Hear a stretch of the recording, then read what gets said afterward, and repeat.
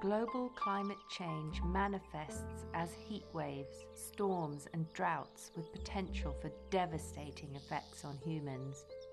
And we are the prime driver of climate change. Yet climate change is only one part of the global environmental changes that are due to human actions. Collectively, these global changes are known as the Anthropocene. It's a concept that places human agency at the center of environmental changes that are happening on a massive planetary scale. This means that we face a much bigger problem than just climate change alone. We face the Anthropocene. If we are able to modify our actions that drive climate change, we must also modify our actions that drive nitrogen overdose, biodiversity loss, deforestation, our consumption of resources, and our use of land and water. We are at the center of these overwhelming global environmental changes. Can we be at the center of the solution? Can we save ourselves from ourselves? A good way of thinking about the Anthropocene is to do a thought experiment. Let's pretend we could go 1,000,000 years into the future and look back at the rock record of what's being laid down today. What would we see? Hard to know, but we might see a whole suite of things. We'd probably see a change in the sediments of the ocean, driven by lowering of pH as a result of greenhouse gas emissions, CO2 in particular. We would also see a change in the fossil assemblage. We'd see less biodiversity overall, and we'd see, more domesticated animals. We'd see more cow bones, more pig bones, more human bones, more chicken bones.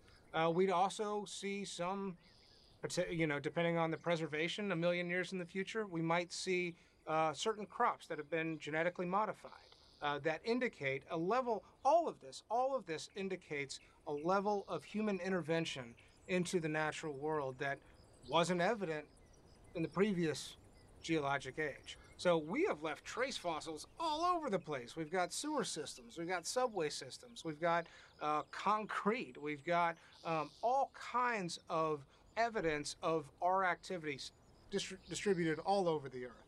So the idea that we would actually see evidence of humans all over the place, I don't think anybody actually would really question that.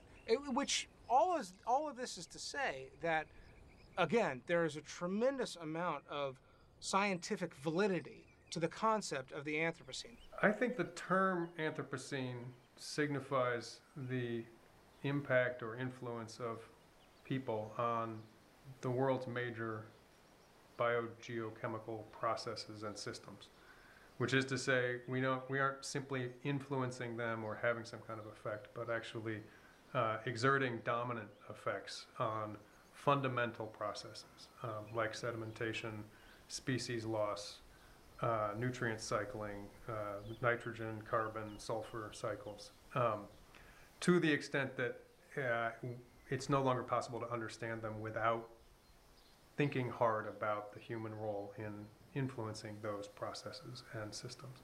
I conceptualize the Anthropocene as the time when humans are a major geologic force on the planet. And just as some billions of years ago, organisms produced oxygen and changed our atmosphere, and these organisms became a geologic force, changing the very nature of our planet, where we maybe less dramatically are also changing the environment that the rest of life on this planet has to live in. Cyanobacteria were the organisms that changed the Earth's atmosphere, changed the nature of our planet, and led evolution in a different direction.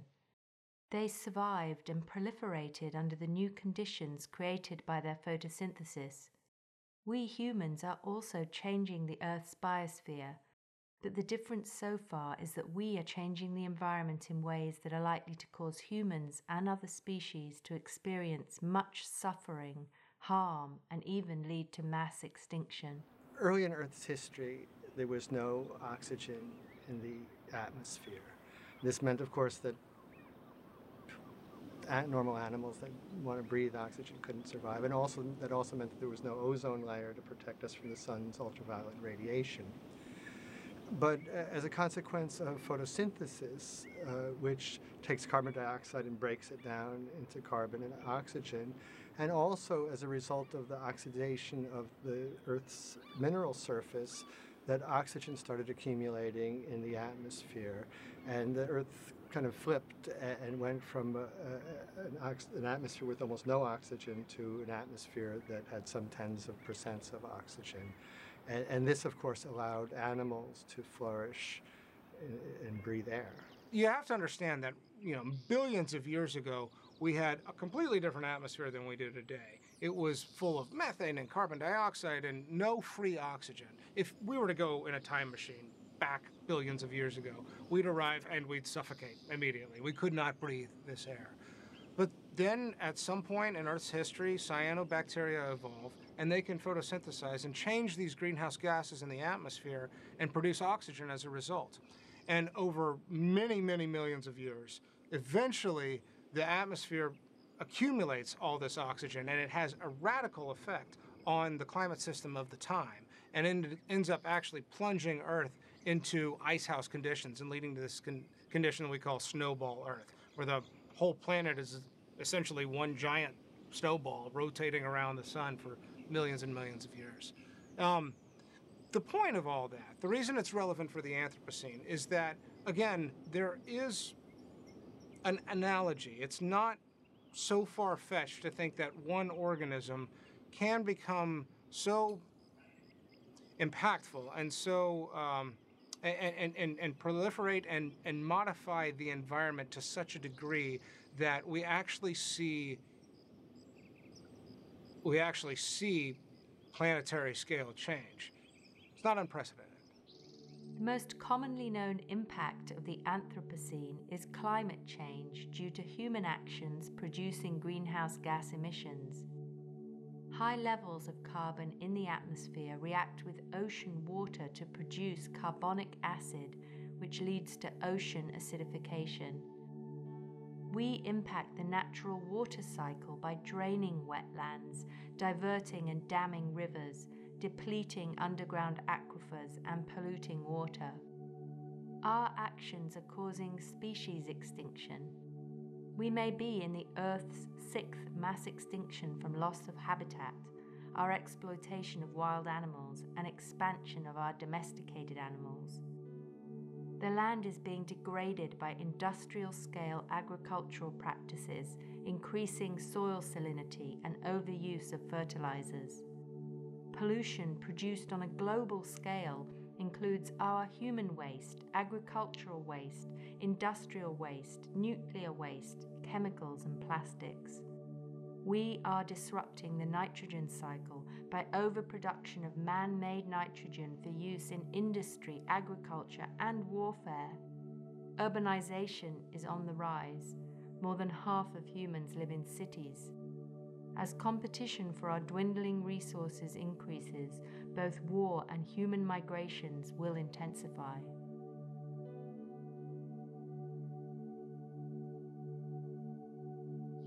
I think climate change is probably the main driver of the Anthropocene. And climate change, of course, arises from burning of fossil fuels. And again, this is somewhere where I really like thinking about this in terms of deep time. I've heard fossil fuels referred to as fossil sunlight. And that's actually a really healthy way of thinking about it. Once upon a time, millions of years ago, some organism took the energy from the sun, put it into its body, and then died and then was deposited in the rock record. And this accumulated over millions and millions of years. And today, what we're doing is digging up those rocks and lighting it on fire. And that is essentially the modern energy system, whether it's coal or natural gas or oil.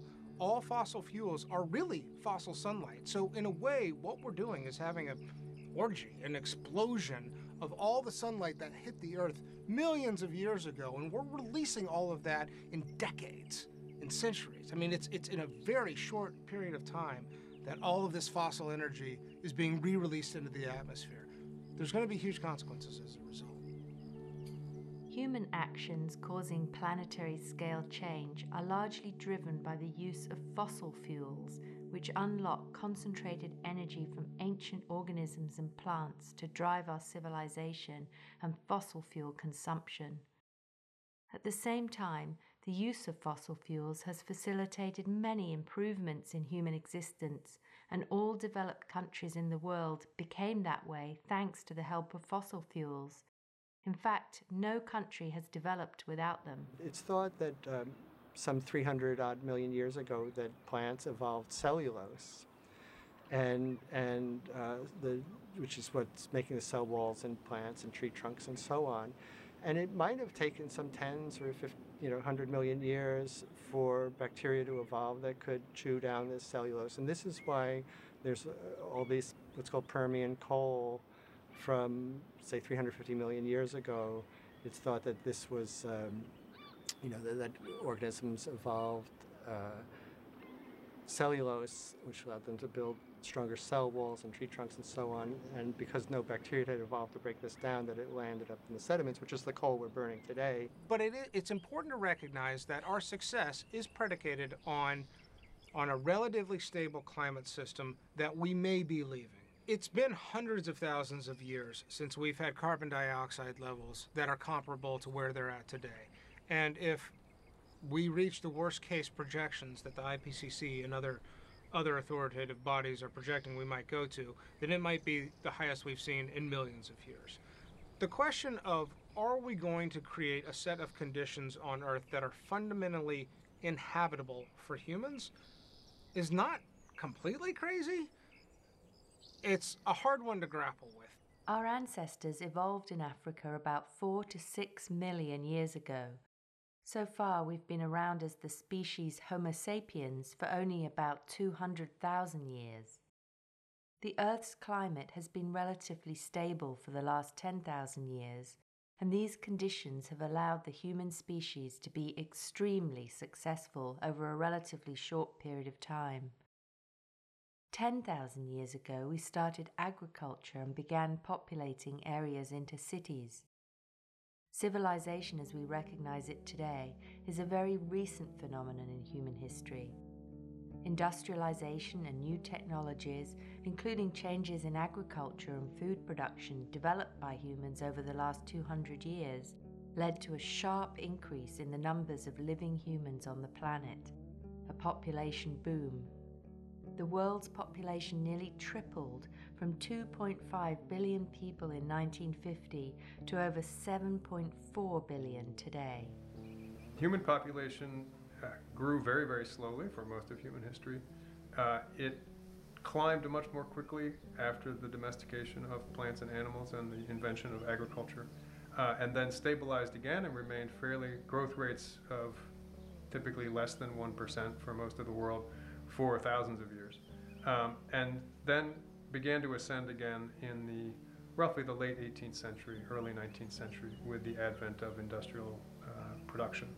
And it spiked in different parts of the world, or climbed quickly in different parts of the world over the following 200 years, and in the last 65 or 70 years has climbed very dramatically in much of the world. Right after World War II, there was a tremendous increase in the rate of population growth. It is now slowing down in terms of its rate of growth, but it continues to grow. Most of that growth is taking place in the developing world. Most of it is taking place in cities or sprawling metropolitan areas. Much of it involves both growth in those places and also migration of people from more rural areas to more urban areas. The cost of our success may be the various ways that we are driving the Anthropocene and all of its various effects on the environment, on each other, and on other species. Humans are driving climate change in a few different ways. The biggest single way is through having an energy system that relies on using the sky as a waste dump for our CO2 pollution. And this carbon dioxide not only heats up the planet and affects rainfall patterns and so on, but it also gets absorbed by the oceans and acidifies the oceans. It makes it more difficult for organisms to build their shells and skeletons. And so I see this as one main way that we influence the global environment. The Anthropocene epoch has many characteristics, all affecting the biosphere. Climate change is a defining characteristic. It's caused by increases in the atmospheric concentration of greenhouse gases, particularly carbon dioxide, methane, and nitrous oxide, that block heat from escaping the Earth's atmosphere. These increases in greenhouse gases in the atmosphere are largely due to the burning of fossil fuels in industry, for transport, agriculture, and to maintain our cities. Everybody conceives of the atmosphere as being this almost infinite thing, but really it's pretty small. And if you compress the atmosphere down till it was the same density as water, it would only be about 10 meters or about 30 feet thick. And the carbon dioxide in that would be only about 4 millimeters thick, so something like 1/4 of an inch. And so when you see all these smokestacks and everything dumping, or tailpipes dumping material into the atmosphere, if it was all into a 10-meter deep lake, people would get a better sense that that was polluting this thing, and you can't do that forever. But somehow, because the atmosphere is so thin and spread out, people have the feeling that they can just keep dumping stuff there forever. Yeah, and so when you compress the atmosphere down to this 10 meters, and the CO2 layer is only 4 millimeters or 1/4 of an inch thick, that 1/4 of an inch is what's preventing the Earth from being a frozen body. And so it doesn't take that much more CO2 to cause it to be a planet that has no ice on it. That the changes that we need to do to change climate quite dramatically are really quite small. We see big effects on the temperature from small changes in carbon in the atmosphere. How much carbon have we already dumped into our precious, life-sustaining atmosphere? I don't have the exact numbers at the top of my head, but more or less we've added around 500 billion tons of carbon to the atmosphere since the dawn of the Industrial Revolution. It used to be thought that, you emit carbon dioxide and most of the warming and carbon would be out of the atmosphere relatively rapidly. And now there's an understanding that the warming that we're producing today, substantial amounts of it will persist 10,000 years into the future. Fossil fuel combustion, land use practices, and other human actions have dumped massive amounts of carbon dioxide into the atmosphere in recent decades. The alarming rate at which we are adding carbon dioxide to the global atmosphere is terrifying. How much warmer can we get if we continue to use our sky as a waste dump? If we draw a line in the sand, where should that line be, and can it be realistically achieved? 2 degrees has been put forward as some kind of climate stabilization goal. And there's good things about that and also problematic things about that. There's nothing scientifically special about 2 degrees. The difference between the climate at 1.9 degrees and 2.1 degrees is not going to be so huge. But it's a bit of a slippery slope, and might make sense to draw a line somewhere. There's some evidence that 2 degrees might be too much. There's been a recent study of climate impacts suggesting that for many systems, many of the impacts will come well before we hit 2 degrees. Certainly for ocean acidification, for coral reefs, 2 degrees is probably too late. So 2 degrees is something of a compromise between what you might like for the environment and what might be seen as politically and technologically feasible. Now, of course, many people think that even 2 degrees is not technologically feasible, but we did a study some years ago said, okay, what if we never build anything else with a tailpipe or a smokestack and just allow existing cars and power plants to live out their lifetime? That we estimated that would lead to about 1.4 degrees of warming over the pre-industrial temperature. And so the thing that's going to set us over 2 degrees and the thing that's going to get us beyond that is not the technologies that we've already deployed, but it's technology that we have yet to build. And so it's within our ability to not build this stuff. Yet, human activity in the Anthropocene epoch is found in more ways than climate change alone. There are several ways in which we are driving environmental changes on a geological scale and modifying the surface of the Earth. The carbon that we are dumping into the atmosphere is absorbed by the oceans, producing acid. And increasing ocean acid is harmful for animals with shells, plankton, coral reefs, and the organisms that depend upon them. If we look at how the rate at which atmospheric CO2 changed at the end of the last ice age, where there was a rise in CO2, today CO2 is rising something like 100 times faster than that.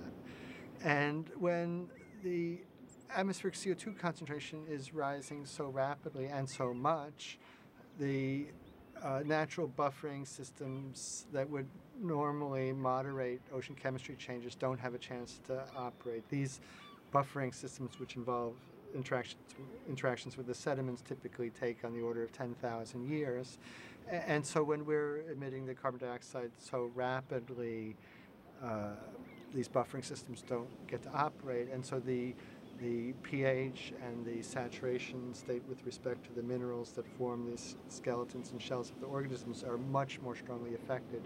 And so if you would do the kinds of change in atmospheric concentration that we're doing, but do it over 20,000 years instead of 100 years, the organisms could deal with it. And it's really this rate of change that's making it hard for the organisms. And it's making it hard for two reasons. One, the chemical changes are bigger, and then also the organisms have less time to biologically adapt.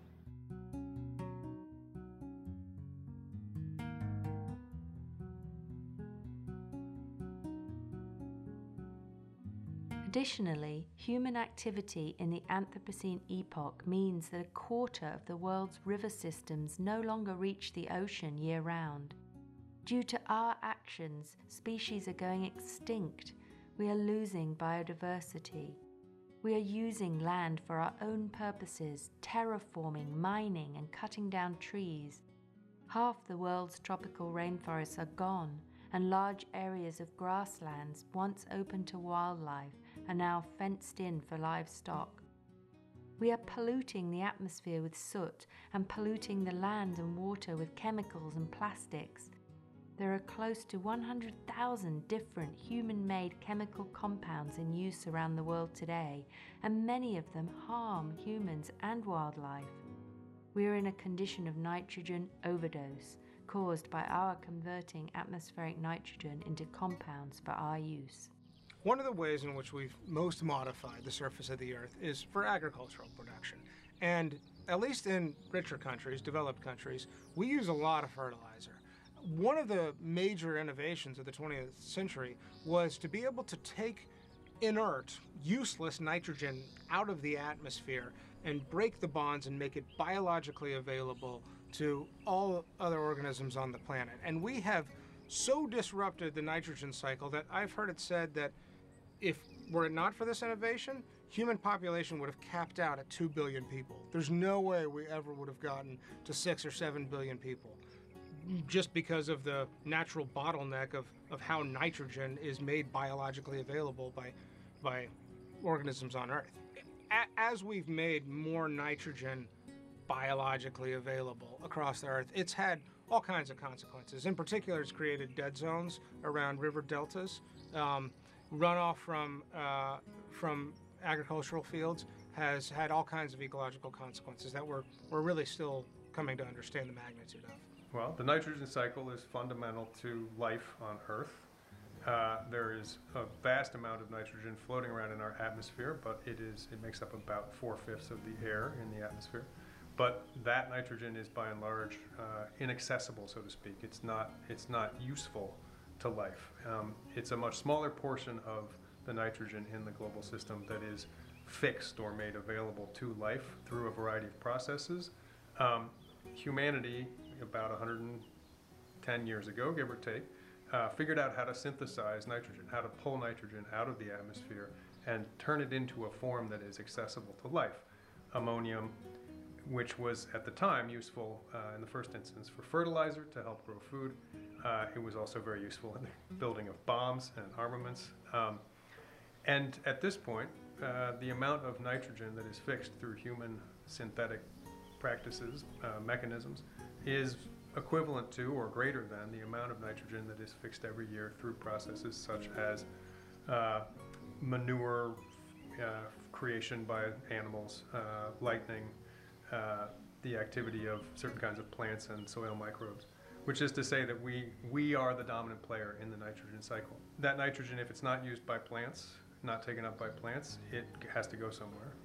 And it ends up principally in soil and water and in waterways where it has the fertilizer effect that we produce it for in the first place, and in turn can overload systems and their ability to absorb those nutrients. And that has extremely damaging effects on fisheries and coastal systems, and is, by many scientists' opinion, as the other big problem we have right now, in addition to climate change, is nutrient loading from processes like synthetic fertilizer production.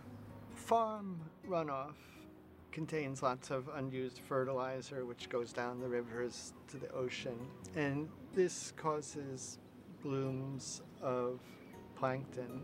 And some of these plankton blooms, when they die, often they'll use up all the oxygen in the water and create these dead zones. One forms off the Gulf of Mexico near the mouth of the Mississippi each year. But also sometimes the algae or plankton that grow produce all kinds of toxins and then have problems for fish. But most of these toxic blooms are thought to be a result of excessive farm runoff, but some of them probably happen naturally as well. Our actions have numerous further effects on the many other animals and plants with whom we share this planet. We are acting as a human version of plate tectonics, a homogenizer of continents as we move plants and animals around the earth. We are taking wild habitats for our own use. We've pushed wild creatures to one side in favor of ourselves and our livestock. Different scientists have different attitudes about how fragile ecosystems are. So some scientists think of ecosystems kind of like as a house of cards, and if you start toying with some organisms near the base of the food chain, this whole house could come tumbling down. And others kind of think of it, well, wherever there's light and nutrients, something is going to grow, and basically the thing's pretty resilient and you don't need to worry about it. To me, I think the situation's pretty analogous to climate change for us in that I don't think climate change is an existential threat to humans.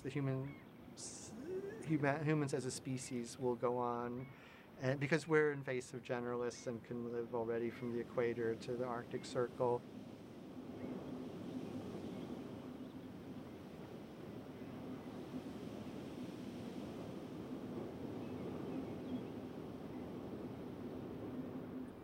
I think when we talk about species extinction today, this is somewhere where a deep time perspective is really helpful. There have been 5 mass extinctions in Earth's history, and mass extinctions are defined by a very large percentage of Earth's biology being wiped out, never to return again. So the largest one was the Permian extinction about roughly 250 million years ago, where something like 90% of all species were wiped off the face of the Earth. The one that a lot of people know, dinosaur extinction 65 million years ago, something on the order of 60% of all species. That means everything that exists today is descended from the survivors of those mass extinctions. Today, we may be on the precipice. A lot of people believe that we are, of the 6th mass extinction. This is driven by all the drivers of the Anthropocene. It's absolutely climate change, but it's also habitat displacement. It's also how we are changing natural ecosystems and natural landscapes, certainly on the oceans and inland. Today, it's sort of tough to account for how many species have we lost already. I saw a number the other day that said somewhere around 7%, perhaps. It's very difficult to forecast because in any given ecosystem, there's all kinds of predator-prey relationships and symbiotic relationships. And if you start to remove some of those organisms, it's possible that there's all kinds of cascading effects. But predicting that's a tough game. I mean, this planet has been hit by giant impactors several times throughout its history, and there have been mass extinction events, and the planet goes on. And so nothing we're doing is any existential threat to our planet or even life in general on our planet. But it is an existential threat to many individual species, and it's an existential threat to many individual people who might be at the short end of the stick when it comes to the kinds of changes we're producing. So we depend on many things. We depend on having soil, we depend on clean water, we depend on breathable air. And of course, many other life forms on this planet also depend on those things. And so I see climate change and the environmental changes that we're producing as something that threatens many existing organisms and many existing species. I don't see it as a threat to life on this planet or this planet more broadly. We humans depend upon clean water for life and health, yet only about 3% of water on the earth is fresh water, and we use half of it. Already, water scarcity affects every continent, and more than 1 billion people do not have clean water to drink. As we face water scarcity, we are also polluting and contaminating our water by industrial and agricultural processes and mining practices. Another key indicator of the Anthropocene is the way in which we've changed river streams and lakes and the drainage systems of every continent. Every river runs to the ocean, and it creates a delta that fans out and has a certain sedimentation characteristic. We've stopped that with our dams, and we are sending other things down the river, a lot of runoff in particular. And that is going to register in the rock record as a completely different set of conditions and a completely different suite of sediments. Contradictions of fact and fiction, the feigned existence of a finish line, like an ending, it's never ending, gently I'm blending what's yours from mine. What is joy made of? Molecules and atoms and such stuff. The stars are made of. What is pain made of? Molecules and atoms and such stuff. The joy is made of. When did the Anthropocene epoch begin?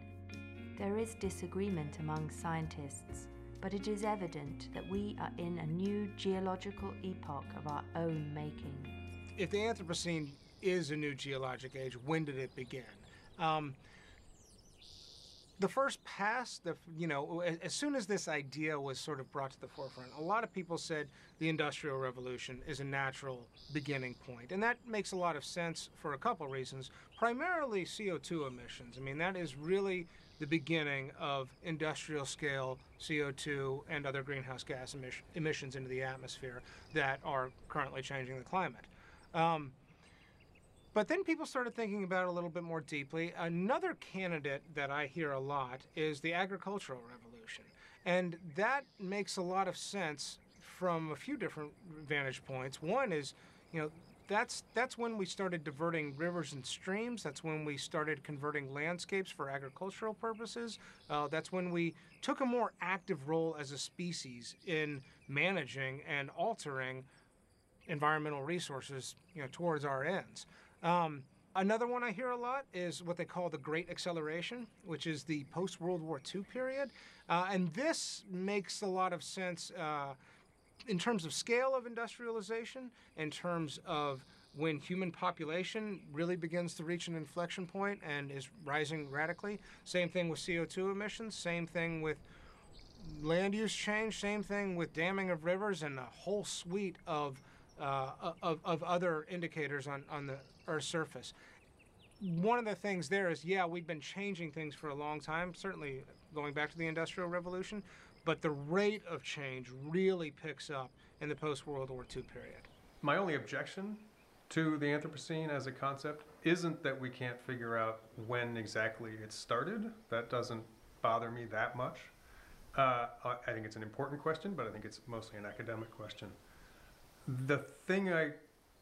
The problem I have with the Anthropocene is its overgenerality, its use of anthropo or anthropos, I'm not sure which is correct. The notion that it's humanity as a whole that has somehow caused this or brought this into being, and that is therefore by implication responsible for whatever negative consequences might follow, when in fact it's not humanity as a whole that has brought this state of things into being. It is in fact certain groups of people in certain places at certain times who bear the lion's share of responsibility for it. And to that extent, a different term would perhaps be more appropriate. Exactly what that term should be is open to discussion, but that's the problem with the Anthropocene. It's too general. It's too universal and abstracted from the specifics of what has caused this to be. Since World War II and the orgy of fossil fuel use began, industrialized large-scale processes have been changing the face of our planet at an ever-increasing rate, polluting, mining, dumping CO2 into the air, overdosing on nitrogen, and more. Our current profit-driven economic system is the key driver of this industrial-scale fossil fuel orgy and our anthropogenic changes to the planet. It is an economic system that rewards exploitation of resources and ignores the true cradle-to-grave cost of manufacturing products. The system we're talking about is capitalism. It needs to grow. It needs to grow because it knows no particular limits to what it is trying to achieve. It is trying to achieve the accumulation of more value or wealth in the hands of those who sort of make the decisions about how to produce things. Another thing about this economic system we have is this expectation that if you own resources, you can extract as much benefit from them as you want.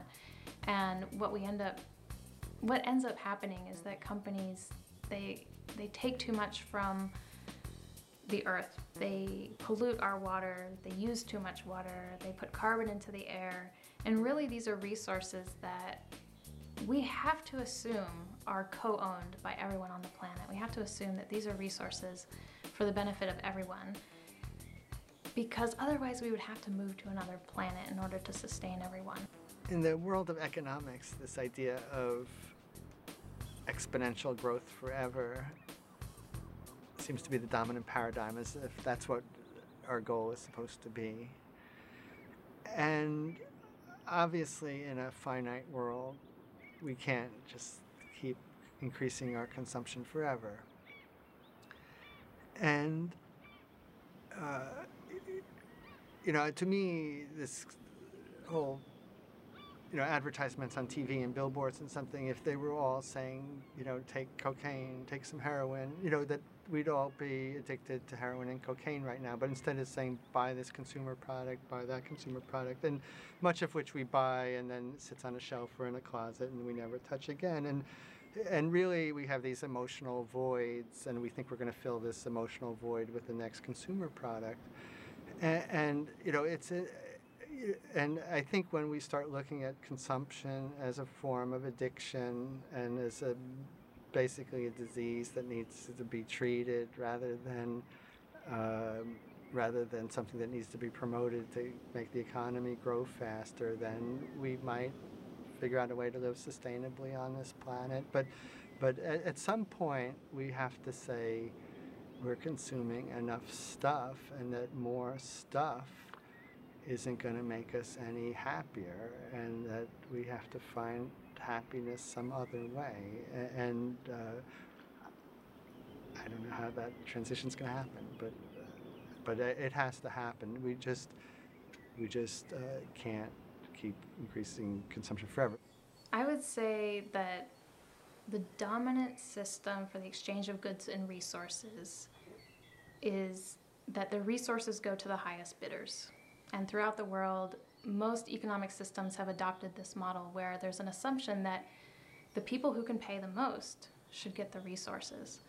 And if we continue to live in a world where the highest bidders are able to buy up the land and buy up the water resources and the natural resources and the housing and human-made resources, pretty soon a small number of people are going to own everything. So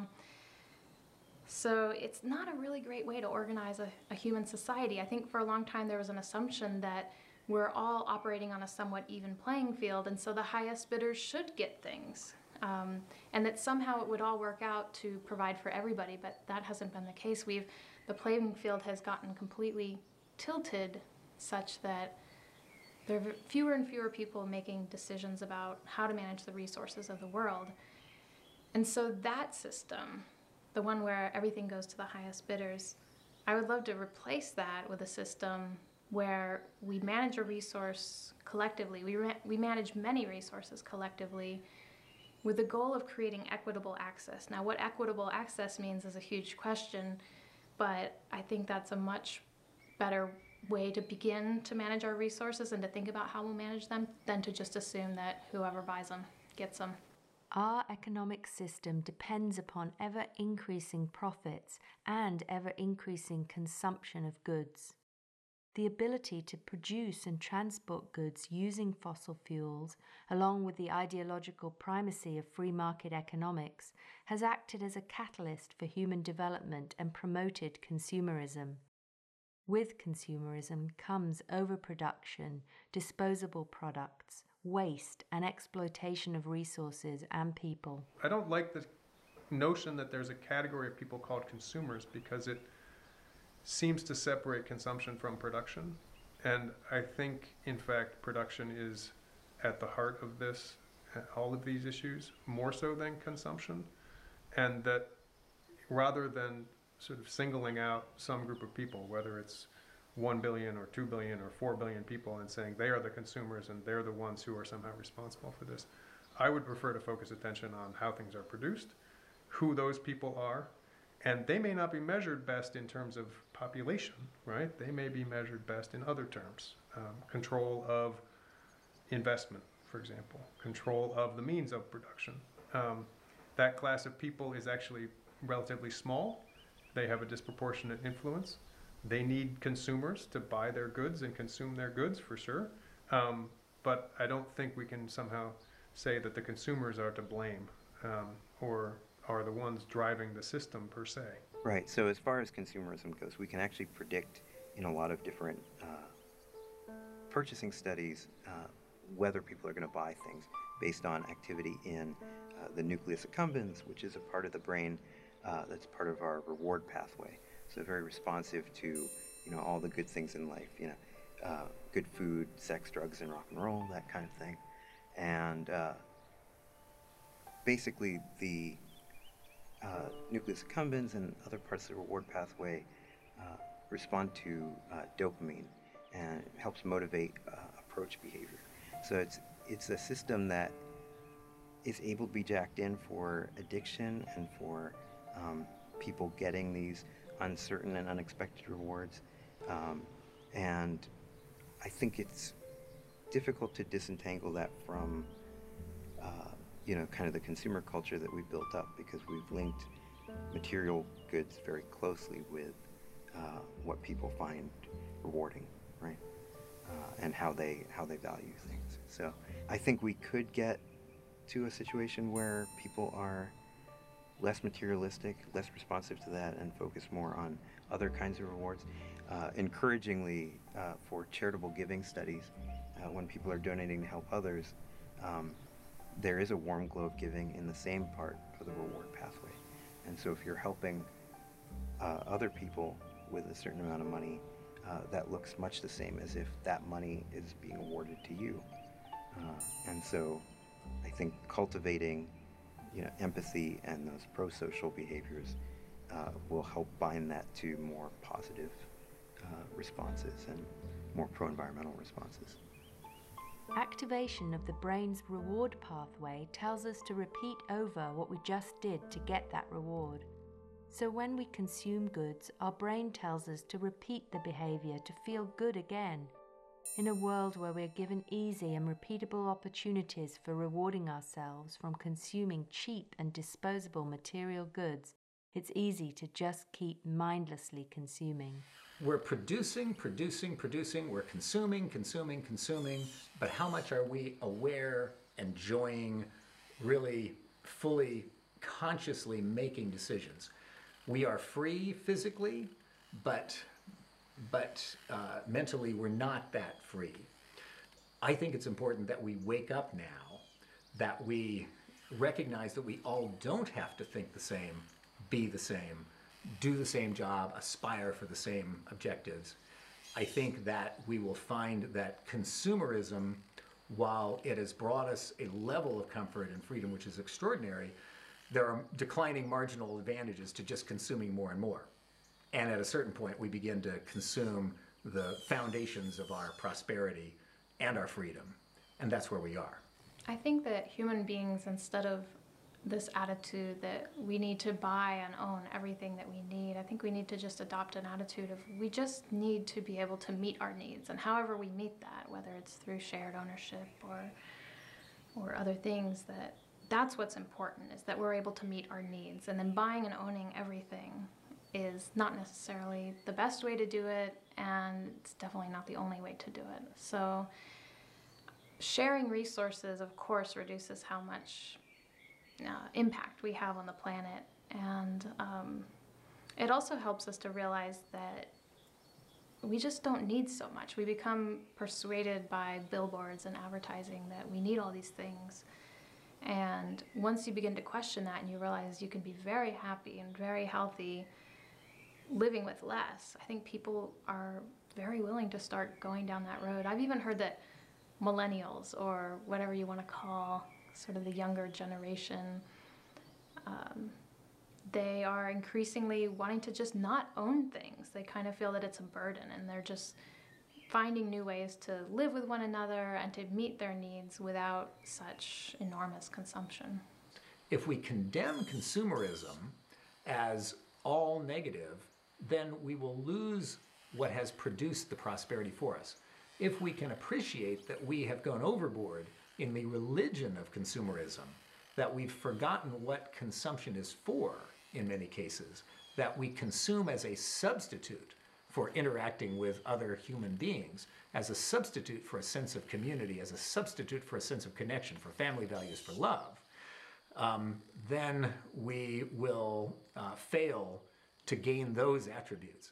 But if we can remember what consumption is for, to enable us to learn and to be and to create and to live with each other and to do good, as sappy as that sounds, then I think we will find the right level of consumption to support us over the long term. So I do think that if we derive our self-worth from something like consumption of consumer goods, it's just so flimsy. It's really, I think, kind of an illusion.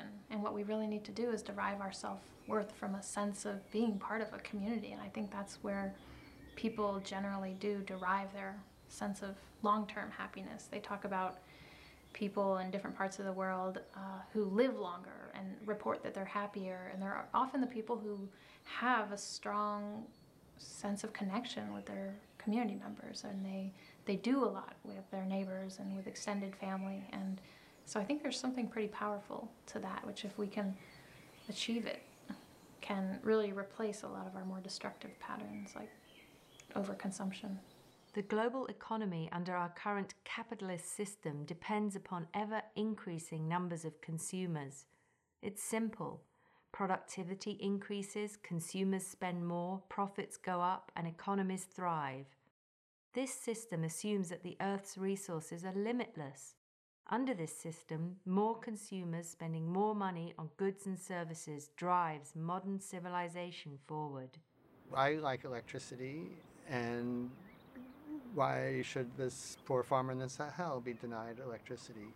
Especially if he could, the child could read at night and become educated, but maybe without electricity, you might be making that child live a life of poverty. And so that providing cheap energy for the developing world is really important, and it is a conflicting goal with the climate goal. Every human is worth the same as every other and has the right to the same good quality of life and standard of living.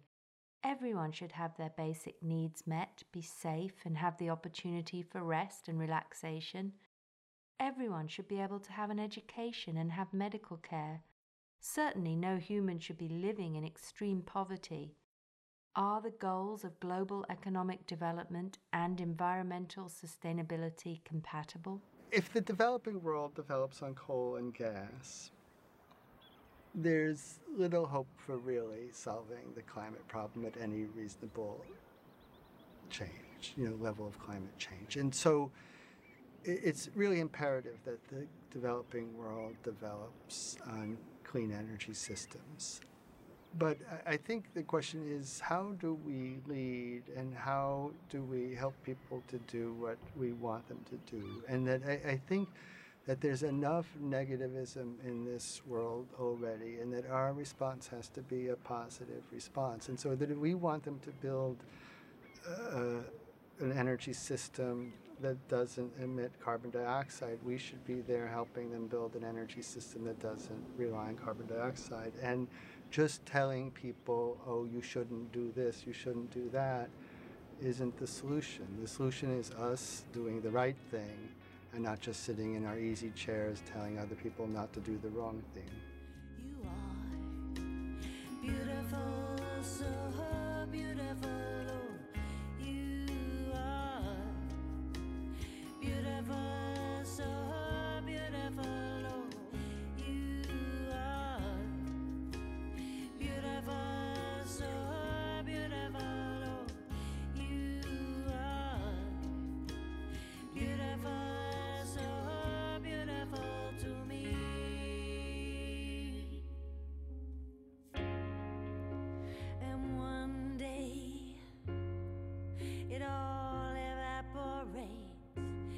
Destiny of water is to become steam, and one day this pain will fade, but you know you will always be part of me. What a dream's made of, molecules are made of. What is time made of? Molecules and atoms and such stuff. The dreams are made of. What am I searching for? Just some molecules and atoms and such stuff.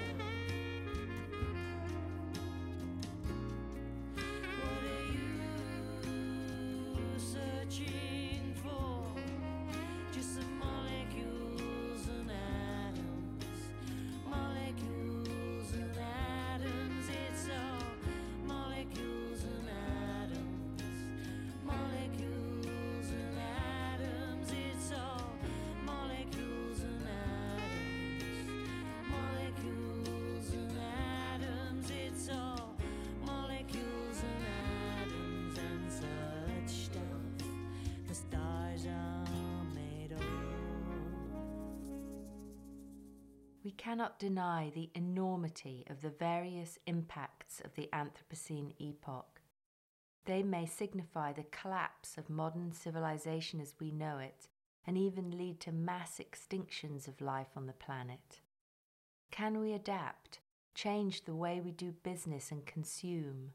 Or are we like cyanobacteria, doomed to send evolution on the planet in a new direction? Are we actually in control of the ways that we impact the environment? In my professional life, I'm a scientist, and science is about establishing facts. And in my private life, of course, I'm a human being, and humans is about having values and emotions and doing things. And often it's hard to reconcile these two things. And as a scientist, I can say, oh, in 10 million years from now, if we cause a mass extinction, other things will evolve and life will go on and nothing really matters. But as a human being that's living in the here and now, and with my value structure, I say I want to avoid unnecessary suffering and harm and protect the people and animals and plants that I share this planet with today. And I don't think that's entirely rational, but I think that's just the way life is. Unlike cyanobacteria, humans have got something we might call intention or consciousness, or the ability to set goals and act consciously to achieve them. And I think that's clearly where what that introduces is questions of ethics, questions of morality, questions of our intended and unintended actions. I think when somebody's action is well-intended and has unintended consequences that they could never have foreseen, what do?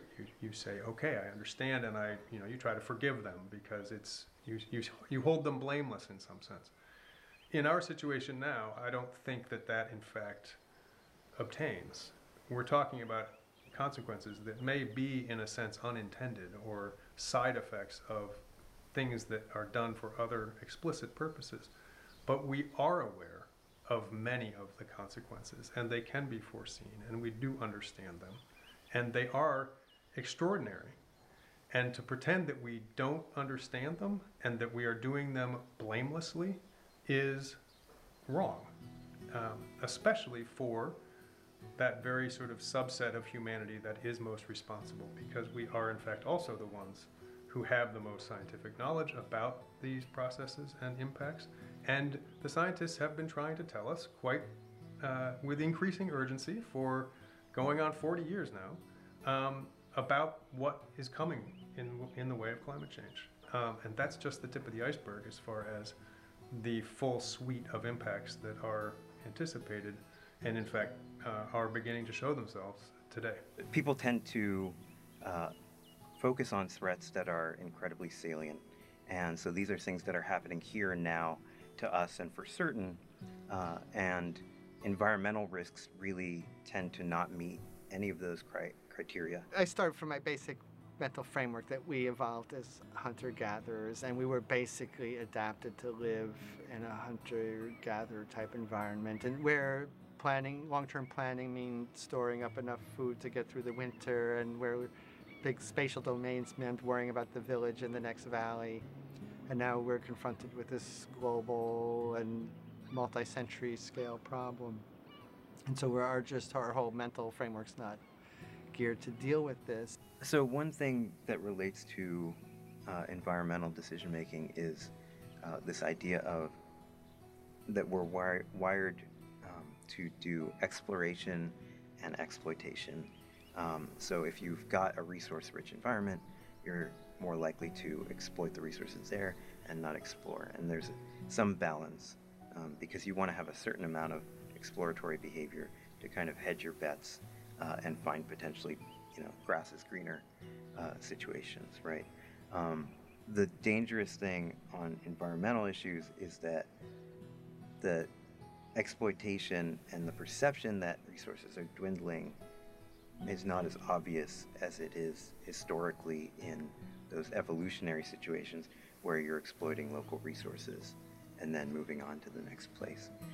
And so I think we're very much wired for something that is a more obvious transition between the two behaviors, and we're so focused on the exploitation part that we aren't doing enough exploration to new technologies and new things that would be adaptive and that would help mitigate climate change impacts. At the same time, we should be aware of what we've done. We are animals. We are 99% unconscious behavior, impulsive, intuitive, instinctive behavior that's relatively pre-programmed for us. We're 1% conscious decision making at the front, we're making those decisions. And we are in an economy that's operating on such automatic that we are not fully aware of the full impacts of what we're doing. It doesn't mean that we should panic and stop everything, because we've created a lot of good. But we should use our intellect, our awareness, to call attention to the dangers that we are creating for ourselves and for others.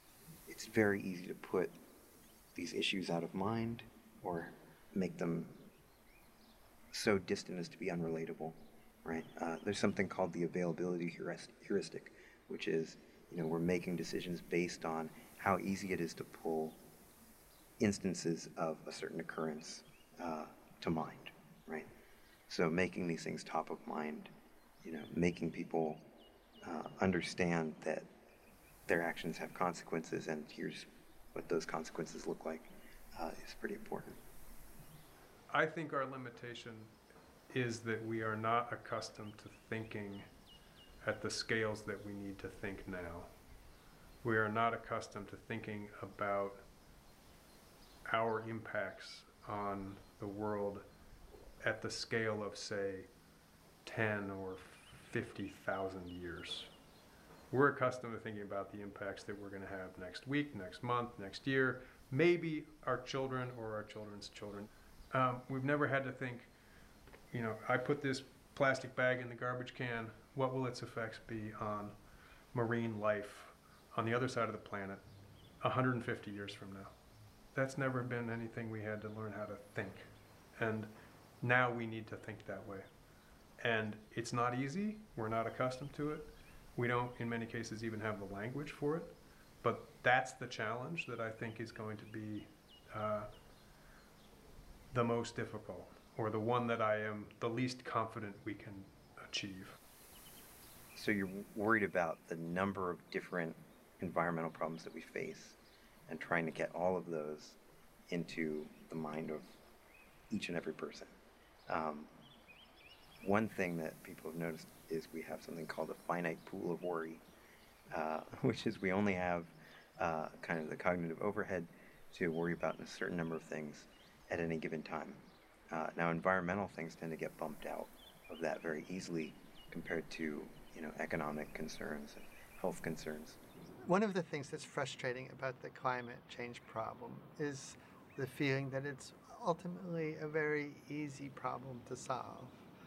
That economists estimate that if we would just put 2% of our resources into building a better energy system, that we could make an energy system that doesn't use the sky as a waste dump. Now, the 2% is less than the economy is growing each year, most years, and 2% is less than probably the raises that most people get. And so that means that if to solve the climate problem, well, we'd have to lag maybe 1 year in our wealth, that instead of getting certain richness by year 2100, it would take us to year 2101. And so it's small relative to what we do with the health budget. It's small relative to what we do with the military budget. And it's just a matter of doing it. And when we come to the Clean Air and Clean Water Acts, it's thought that those cost something like 1% of GDP. So it's maybe twice the size of Clean Air and Clean Water Acts. And it's not going to cause any major change in anybody's life, and it'll be a barely perceptible change in people's wealth. And it's just a collective action problem. If we would just all do it, and we'd be done with it, and we could talk about something else. As we move from an industrial fossil fuel-based economy to a more digital economy where we no longer need to be primarily dependent on fossil fuels, we need to take the externalities of fossil fuels and embed them in the price. Number one, I think we need a price on carbon. We need to put a price on the pollution that comes from fossil fuels, not because fossil fuels are bad and evil and the companies making them are evil, but simply because it's a cost. And if you don't recognize the cost, then you're going to see more and more carbon emitted. But if you do recognize the cost by putting a price on it, you're going to see millions of innovations that find ways to drive down that carbon. And you're going to innovate, create new technologies, new lifestyles, new ways of doing business, and new ways of prospering that continually drive the carbon footprint down. We are hardwired in a way that makes it very hard for us to overcome these environmental challenges that we create for ourselves. But at the same time, I think one of our great advantages is that we're wired as social animals, and that's something that we can leverage because we are interested in helping out each other, right? And if we can get people more mindful of the existence of a global community and feel a certain amount of kinship with that, there may be more will to act between people to collaborate on meeting those challenges. It's certainly possible to do better than we're doing now. We know that. Whether the entire world at the scale of 7, 8, 9 billion people can all of us achieve a kind of balance of social equity, environmental harmony, and prosperity, we don't know. The system that we've been dealing with for the last 200 odd years is one that has, on the one hand, delivered tremendous growth in production and productivity and food supplies and population and the prosperity of a few. It has always also produced the poverty and despair of a great many in different parts of the world at different places and times. Whether you can have one without the other, under the current system, I doubt. Whether that system can change and be changed such that you don't have to have the poverty of many for the prosperity of some remains to be seen. I would certainly hope that it can be done, and I would certainly encourage people to think creatively and to work together to try to achieve it. I always come back to our power as consumers because we're consuming every day, we're eating multiple times a day, we buy clothing, we buy energy, we travel in cars, and each time we're consuming one of these things, it's an opportunity for us to make a different choice. And if we start someplace easy, food I think is the easiest. Food is a choice that we make every day, multiple times a day. And if we start to understand the impact of those choices and then look around and do research about what would be a better choice, that's kind of it's a gateway into beginning to do that in every part of your life because you feel empowered once you've shifted your consumption patterns in one part of your life. It becomes much easier to do it in other parts of your life. But I think if you're just doing this alone, you're an individual alone, you've decided to make the right choices, you're gonna recycle, you're gonna buy organic, it's not as powerful as doing it with other people. And so whatever it might look like, just getting involved in something in your community where people are working together to try to make this change, or they're aggregating their buying power, I think that's motivating to people, and it's fun, and has a bigger impact overall. People talk a lot about recycling, and recycling is usually good, but the main thing is not to produce the waste to begin with. Why are we buying everything in unreusable containers? Why are everything's in a can and a plastic and a cardboard box? Why aren't we going to the store with a bunch of containers or returning the containers back? I mean, this whole idea of recycling, to me, is one step too far. We have to not produce the waste to begin with, and let's not worry about recycling. Let's just not produce it. I think even given what we've already done so far, there's going to be many years of ramifications for that, and many years in which there are going to be extreme climate events that we're going to have to adapt to. Now, I still think that we will be able to develop new technologies to mitigate further damage. The degree to which we've already made the bed that we have to sleep in compared to things that we can actually avoid at this point is an open question. In the United States today, each person consumes around 10 kilowatts of thermal energy. So that's the amount of heat that would be put off by 100 watt light bulbs. That's how much heat is being used to generate the energy that we consume. And that's the average person on this planet is using around 1/4 of that, say about 2.5 kilowatts. And, and so one idea is that, well, maybe the poor's could at least be brought up to the current global average, and then we can try to bring ourselves down to the current global average. But then, if we do that even with current technology, that's just going to keep emissions where it is. So that's not good enough, obviously. I'm very optimistic about new technologies.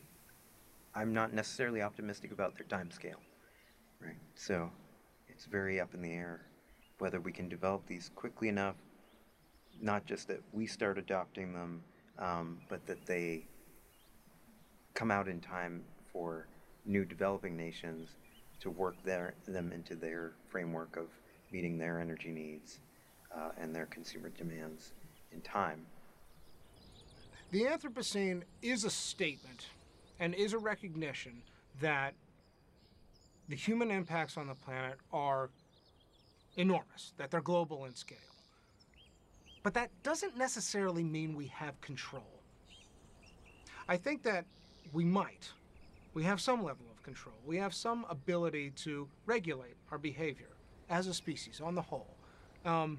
But a lot of the changes we're seeing are unintentional. Nobody planned on this necessarily. And we're fallible. And our collective impact on the planet, some of what we're doing, some of when we go out and change a landscape or plant crops or build a city or favor one species over another, some of that is intentional. But there's a whole lot of it that happens by happenstance. And I think one of the big questions as we debate this new geologic age is how much agency do we have? How much control is there really? Because I think we're talking about humans as a geologic force. When it all sums together, yes, it equals that. It's on par with forces like tectonics. It's on par with forces like climate and with all kinds of deep geologic forces embedded in the Earth. I think that it's scientifically valid to say our impact is of that magnitude. But that doesn't necessarily mean we have control. We are in the Anthropocene, an age where our human actions are equal to the great forces of nature, altering the planet like volcanoes, meteors, plate tectonics, and glaciers. Life can drive planetary scale change. In the Earth's past, photosynthetic life changed the atmosphere and changed the trajectory of evolution. But humans, unlike cyanobacteria, know what we are doing. We know that we are shaping the future of our environment and jeopardizing our own future as a result. We know what we are doing, but can we change in time? Is it possible for us to change our behaviors, or are we doomed to the collapse of global civilization as we know it, where millions of humans will suffer and mass extinctions of species will occur? Is it possible for us to modify capitalism to be environmentally sustainable and equitable? Can we show ourselves to be conscious beings with free will in control of our future on the planet, or are we in fact another deterministic life form similar to cyanobacteria, predestined to send the future of life on Earth in a new direction without conscious control over our actions? The question we ultimately have to ask is, can we save ourselves from ourselves? This is how it has to be, and in the end, it's a journey towards peace and integrity.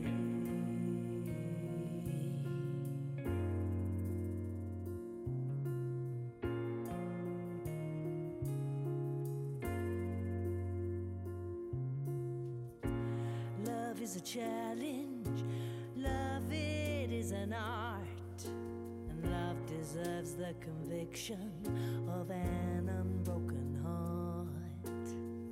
We have knowledge of matter, we have knowledge of ideas, but it's only self-knowledge that can free us while we are here. Oh, this is what it this is how it has to be.